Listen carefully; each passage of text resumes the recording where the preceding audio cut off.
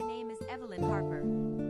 I am 74 years old, and until 6 months ago I believed the biggest mistake of my life was loving my only child too much. People said I spoiled Daniel. Maybe I did. After his father died in a trucking accident when Daniel was 9, I worked double shifts at the hospital, picked up every holiday overtime, and still managed to be at every baseball game, every parent-teacher night, every heartbreak. I told myself that as long as he was happy, nothing else mattered. He was happy, all right. Happy to let me pay for it. By the time Daniel was 36, I had put him through college, twice, because the first degree didn't feel right. Co-signed 3 car loans that he stopped paying the minute the engines turned over. Funded 2 failed businesses, a food truck that never passed health inspection and a crypto consulting firm that turned out to be him day trading my money. Paid the lawyers when he got divorced from wife number 1. Paid the deposit on the McMansion he and new wife Brittany bought in 2021, because the interest rates were perfect, mom, and will pay you back the minute the bonus hits. The bonus never hit. Over 15 years I handed him $1.87 million. I kept every bank statement, every Venmo request, every love you, mom text that arrived exactly 2 days before rent was due. I told myself it was temporary. I told myself one day he would stand on his own and look back and be grateful. Instead, one Tuesday in March, I got a certified letter from an attorney I'd never heard of. The heading read, "Petition for appointment of guardian and conservator." The petitioner, my son, Daniel Harper. The reason, incidental to early onset dementia and undue influence by third parties. He wanted the court to declare me mentally incompetent so he could take control of the remaining $4.3 million my late husband had left me. I read it 3 times in the kitchen before the paper started shaking in my hands. Not from fear. From fury. Daniel arrived the next morning with Brittany and a woman in a cheap navy suit who introduced herself as the court evaluator. They had keys to my house. I'd given them a set in case I ever fell. They let themselves in while I was making coffee.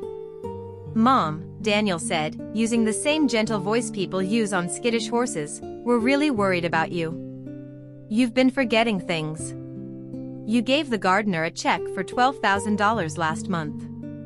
I hadn't forgotten. The gardener's wife had been diagnosed with stage 4 cancer.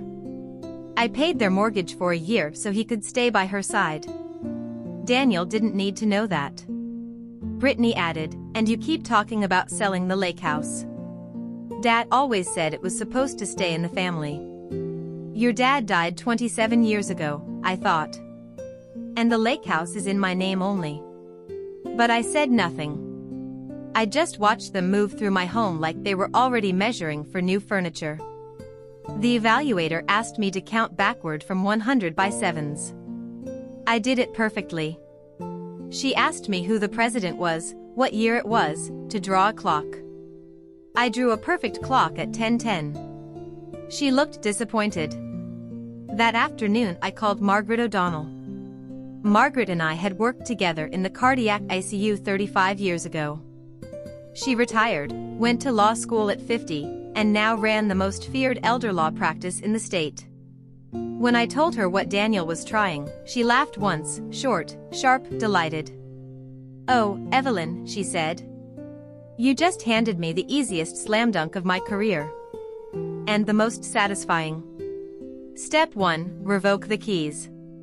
I had the locks changed while they were at the country club. Step 2, full neuropsychological testing with the top forensic psychiatrist in Chicago. 4 hours of memory tests, reasoning puzzles, emotional assessments. Verdict, Mrs. Harper demonstrates superior cognitive function for age. No evidence of dementia or undue influence." Step 3, Margaret set up a revocable living trust and then, quietly, helped me convert it into an irrevocable trust the minute Daniel's petition was officially filed. Once assets are in an irrevocable trust, no guardian on earth can touch them. Step 4, the nuclear option. I rewrote my will. Daniel and Brittany found out about the trust the day Margaret filed our countermotion. Daniel called 17 times. I let it ring. On the 18th call I finally picked up. Mom, what the hell is this? You moved $4 million where I can't protect it? Protect it? I said. Funny choice of words. We're coming over.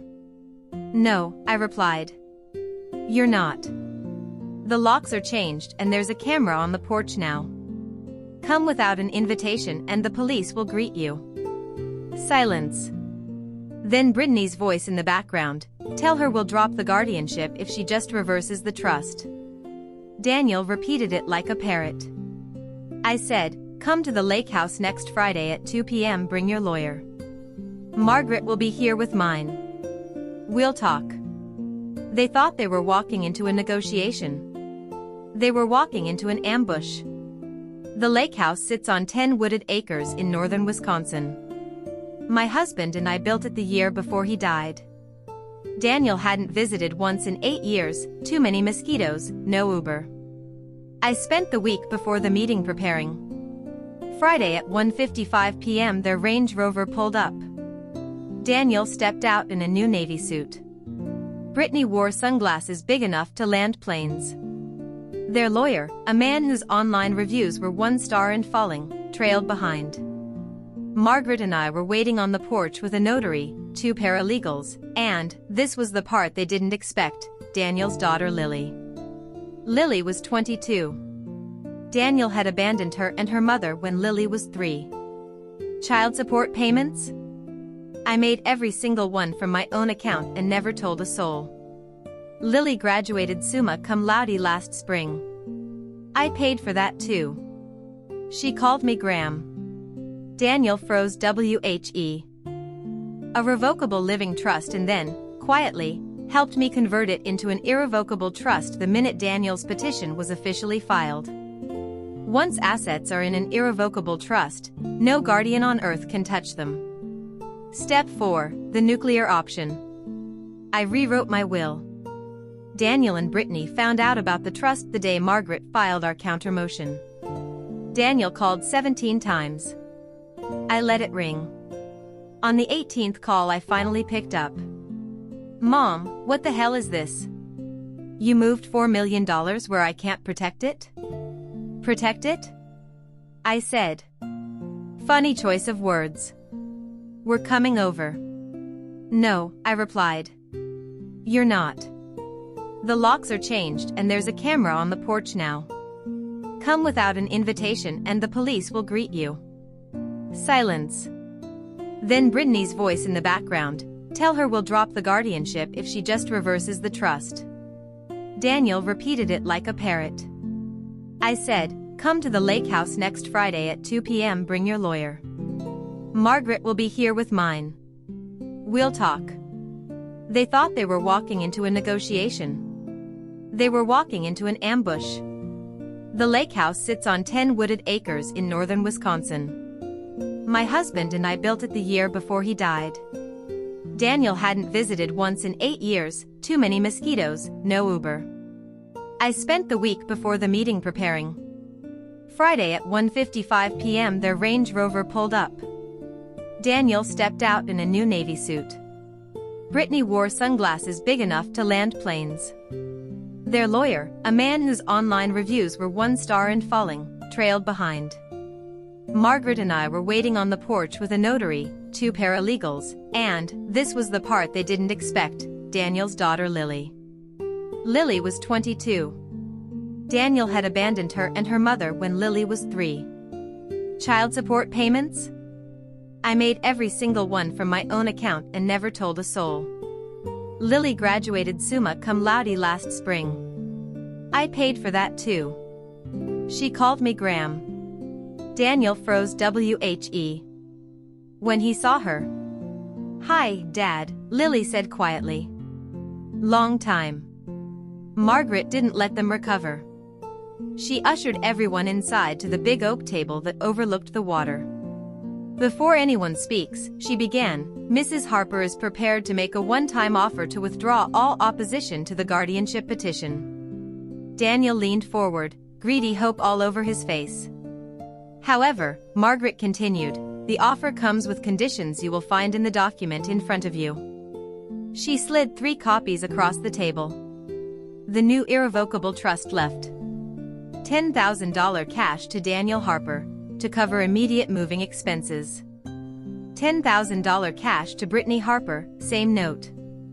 The remainder, approximately $4.28 million after fees, to the Lily Grace Harper Educational Foundation, a 501c3, that would pay 100% of college and graduate school for any descendant of Evelyn Harper who could fog a mirror.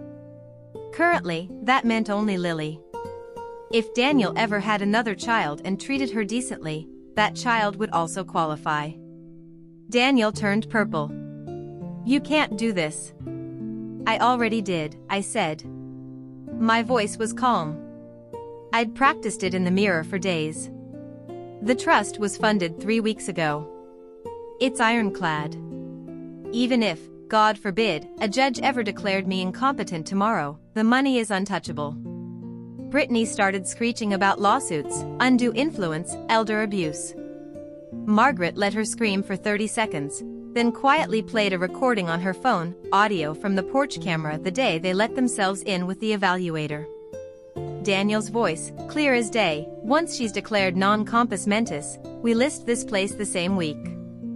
Lake property is through the roof. The lawyer went pale. Recording someone in their own home without consent is legal in Wisconsin. Using it to prove attempted fraud is encouraged. Margaret smiled like a shark. Attempted financial exploitation of a vulnerable adult is a Class H felony here. Shall we call the district attorney, or would you prefer to withdraw the guardianship petition by 5 p.m. today? Their lawyer started whispering furiously. Daniel stared at Lily the whole time, like he was seeing a ghost. Lily finally spoke. I haven't asked Graham for a cent since I turned 18. I waited tables, took out loans like everyone else. But she insisted the foundation carry my name because I was the only grandchild who ever sent her a birthday card without asking for money. Daniel opened his mouth. Nothing came out. I stood up. You have until 5. After that, Margaret files criminal referrals, and I go public. I have every receipt, every text, every Venmo. The newspapers will love it. Local man tries to steal millions from hero widow nurse. They left at 4:17 p.m. The petition was withdrawn at 4:49. 3 months later the lake house sold for $2.4 million, cash, 30-day close. I bought a sunny condo in Asheville with mountain views and no stairs. Lily moved into the unit next door while she starts medical school. We share a patio and drink coffee together every morning. Daniel and Brittany lost the McMansion to foreclosure. Last I heard, Brittany was working retail and Daniel was driving for Uber in the same Range Rover I co-signed. Sometimes Lily asks if I'm sad. I tell her the truth. I buried one child the day my husband died. The boy who tried to steal my future wasn't my son anymore. Letting him go was the last gift I could give the memory of the little boy who used to fall asleep on my chest. I still get cards on Mother's Day. They're from Lily, signs your daughter, always. And every year on the anniversary of the day I signed the irrevocable trust, I send Daniel and Brittany a postcard from whatever country I'm visiting. Front, a photo of me smiling somewhere beautiful. Back, a single sentence in my handwriting. I'm still competent. Wish you were here, but I don't. Love. Mom.